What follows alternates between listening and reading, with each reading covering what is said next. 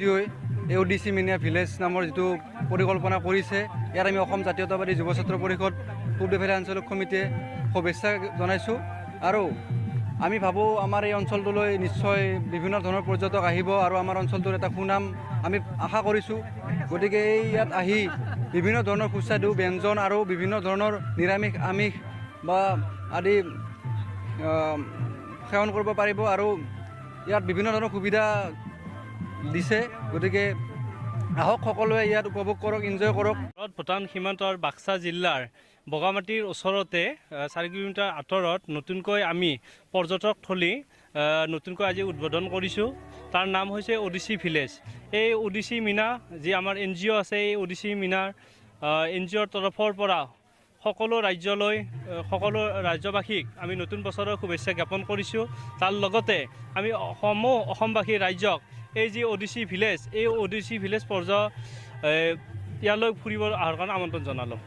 ইচ্ছা এইটোৱে আছে আৰু চবৰ হেল্প থাকিলে একো টেনশ্যন নাই, আপোনালোকে আছে হেল্প কৰিব কাৰণে, এইটো হ'লে আমাৰ এতিয়া এডভেঞ্চাৰ স্পৰ্টছটো আছে।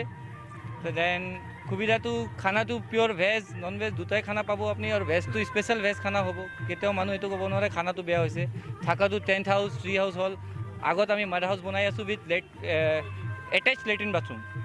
এইটো কমন নহয়, ৰুমৰ ভিতৰতে থাকিব, হোটেলৰ টাইপ থকাটো তেনেকুৱা বনাম এটা। আৰু ইন ফিউচাৰ অৰ্গেনিক খেতি ফাৰ্মিং কৰাৰ ইচ্ছা আছে। চবচে আগত আমি কৰিম ইয়াতে মাছৰুমৰ ফাৰ্মিং।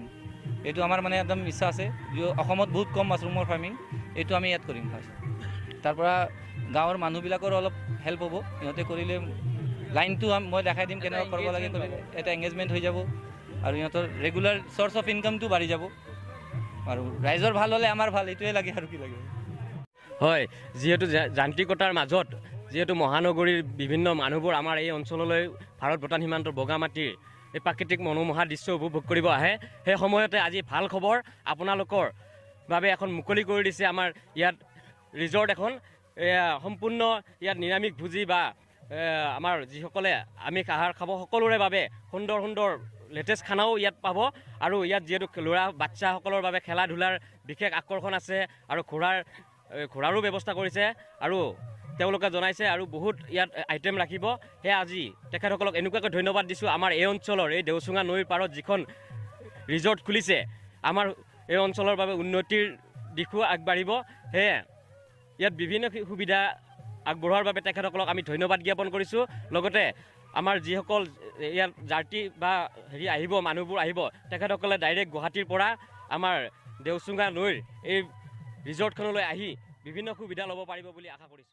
যি যান্ত্ৰিকতাৰ যুগ, সেই যান্ত্ৰিকতাৰ যুগত আপোনালোকে হয়তো প্ৰায় নিৰ্জন ঠাই অলপ বিচাৰিছে। যদি বিচাৰিছে তেতিয়াহ'লে আপোনালোকে বাক্সা জিলাৰ বগামাটিৰ প্ৰায় নিকটৱৰ্তী এলেকাত দেওচুঙা নদীৰ পাৰত এতিয়া ধুনীয়া মানে ইক' পাৰ্ক বনোৱা হৈছে। তাত আপোনালোকে আহিব পাৰিব, থাকিব পাৰিব, বিভিন্ন ধৰণৰ সুবিধাসমূহ গ্ৰহণ কৰিব পাৰিব। ইয়াৰ যি প্ৰাকৃতিক সৌন্দৰ্য, সেই প্ৰাকৃতিক সৌন্দৰ্য হয়তো আপোনাক আপ্লুত কৰিব পাৰে। বিভিন্ন ঠাইৰ মানুহ ইয়ালৈ আহিব পাৰে, বিভিন্ন ধৰণৰ সুবিধা আছে, তেওঁলোকে ঘোঁৰা চাফাৰী কৰিব পাৰিব আৰু বিভিন্ন ধৰণৰ তেওঁলোকে সুবিধাসমূহ দি হৈছে ইয়াতে।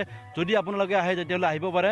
সকলোকে আমি স্বাগতম জনাইছোঁ ইয়ালৈ, বাক্সা জিলাৰ যি দেওচুঙা নদীৰ পাৰত আহিব পাৰে আপোনালোকে। ODC ভিলেজলৈ মই চবকে আমন্ত্ৰণ জনাইছোঁ আৰু চবকে নৱবৰ্ষৰ শুভেচ্ছা জনালোঁ।